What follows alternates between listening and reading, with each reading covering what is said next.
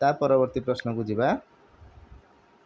Question number 4 अच्छी निरंतर सामग्रिक मूल्यांकन निम्नलिखित क्या आकलन करें जो CC continuous and comprehensive evaluation assesses which of the following element आम सठिक आंसर होची स्कॉलास्टिक एंड को स्कॉलास्टिक असेसमेंट ऑप्शन सी होची सठिक उत्तर। तापर जीवा क्वेश्चन नंबर 5 को। क्वेश्चन नंबर 5 अच्छी निम्नलिखित केउटी तथ्यर एक छबिल परिप्रकाश नुहे तेल छबिल परिप्रकाश कोटा नुहे ना सेटा होची हमर बार डायग्राम बा स्तंभ लेख होची हमर छबिल परिप्रकाश नुहे ऑप्शन नंबर बी होची हमर राइट आंसर। तापर जीवा केउ गुड़िक केवल दृश्य उपकरण अटंती तेल हमर सठिक आंसर होची ऑप्शन ए कलापट्टा चार्ट फ्लैश कार्ड।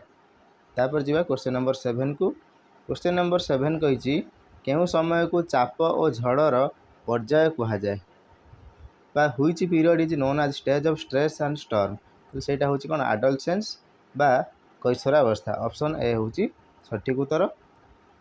तापर जीवा क्वेश्चन नंबर 8 को। क्वेश्चन नंबर 8 अच्छी केउ कमिटी विद्यालय सह संपृक्त आम जानी ये स्कूल मैनेजमेंट कमिटी बा एसएमसी विद्यालय परिचालना कमिटी। परवर्ती प्रश्न क्वेश्चन नंबर 9 अच्छी मानचित्र केउ प्रकार शिक्षण उपकरण अटे आमर भिजुआल बा दृश्य उपकरण अटे ऑप्शन नंबर बी। तापर 10 नंबर प्रश्न अच्छी निम्नलिखित मध्यरु केउटी एक भल परीक्षण विशेषत्व नुहे उत्तरदायित्व बा अकाउंटेबिलिटी एटा होची हमर भल परीक्षण विशेषत्व नुहे ऑप्शन बी होची हमर राइट आंसर। 11 नंबर प्रश्न देखिबा। 11 नंबर प्रश्न अच्छी गठनमूलक मूल्यांकन उद्देश्य कौन गठनमूलक मूल्यांकन उद्देश्य होची शिक्षण समस्या निर्णय करे ऑप्शन डी होची हमर राइट ऑप्शन बा ठीक उत्तर शिक्षण समस्या निर्णय करे फाइंड आउट लर्निंग डिफिकल्टीज। तापर 12 नंबर प्रश्न अच्छी पाठ्यक्रमर विकास संपर्क में सठिक क्रम चयन कर तेल आम जानते प्रथम आमर हूँ शिक्षण उद्देश्य गुड़िकर गठन तापर हूँ आमर विषय वस्तु निर्णय तापर शिक्षण अभिज्ञतार चयन शेष हूँ आमर शिक्षण सामग्री प्रस्तुति करवा तेल आमर प्रथम आसब डबल आई तापर ट्रिपल आई तापर आई भी तापर आई तेल आमर ए ऑप्शन हूँ आमर सठिक उत्तर ऑप्शन ए। तापर 13 कही आरटी बा right to education act 2009 is meant for the children of which age 6 ରୁ 14 वर्ष 6 to 14 इयर्स ऑप्शन ए हूँ आमर राइट आंसर। तापर 14 नाटक अभिनय केउ प्रकार शिक्षण साधन अटे तेल एटा हूँ आमर दृश्य श्राव्य बा ऑडियो विजुअल ऑप्शन डी हूँ आमर राइट आंसर। परवर्ती प्रश्न कही निम्न दत्त स्कोर गुड़िकर मध्यमा निर्णय कर तेल एठार आमर सठिक आंसर हम 30 मीडियन हूँ आमर 30। तापर जीवा क्वेश्चन नंबर 16 को।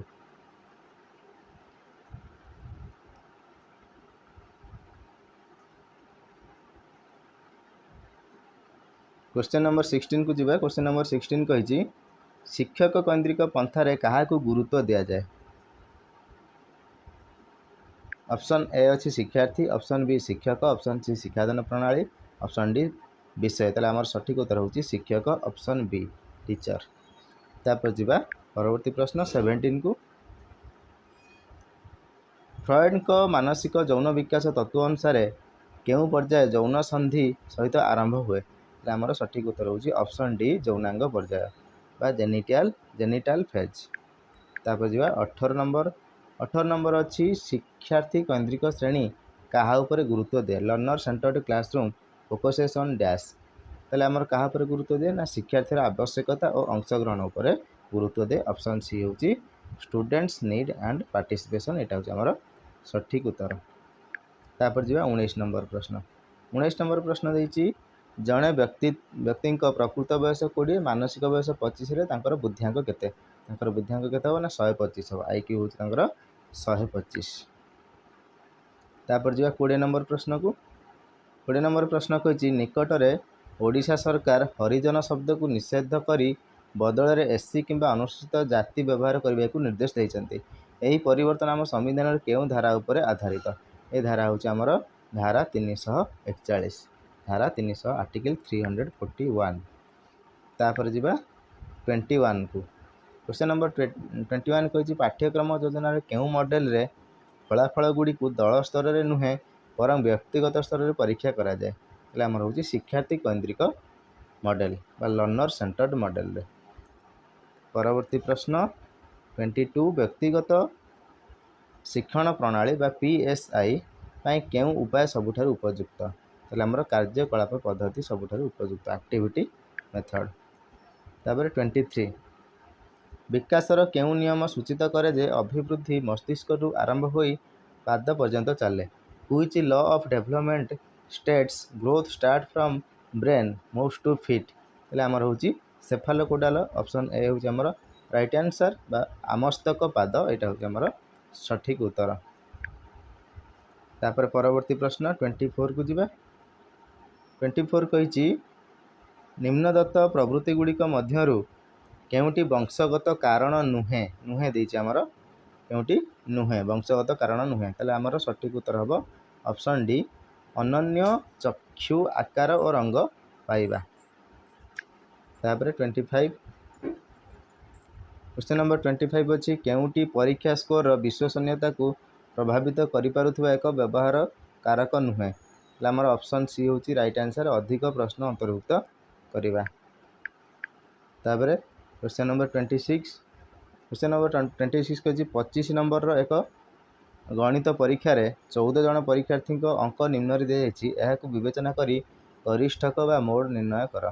तले एठी हमें देख परथबा 17 सर्वाधिक थर अछि 17 होची हमर गरिष्ठक बा मोड ऑप्शन सी होची राइट आंसर।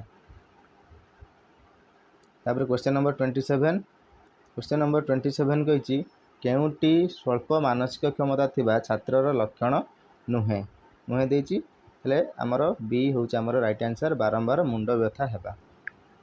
तापर 28 क्वेश्चन नंबर 28 अछि पाठ्यक्रम प्रकृति किभଳି हेबा उचित?